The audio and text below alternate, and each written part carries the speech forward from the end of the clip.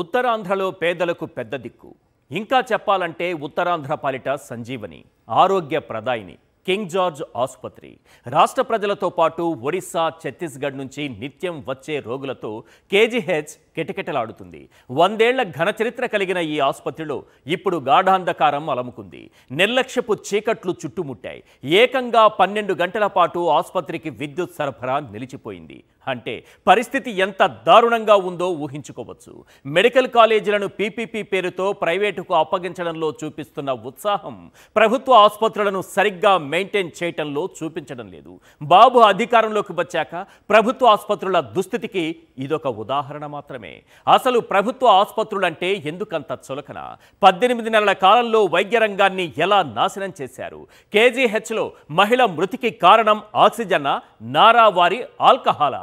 తేల్చేద్దాం gun షాట్గా.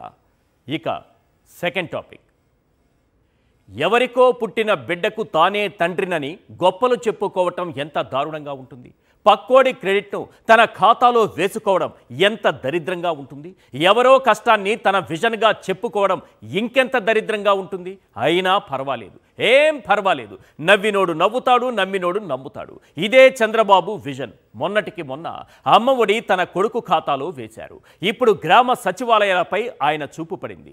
ఇంతకీ Chandrababu credit చోరీ next లెవెల్కు చేరుకుందా? గత పాలకుల ఘనత కొట్టేయడం విజన్ అవుతుందా?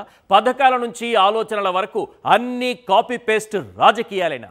తేల్చేద్దాం గన్ షాట్గా.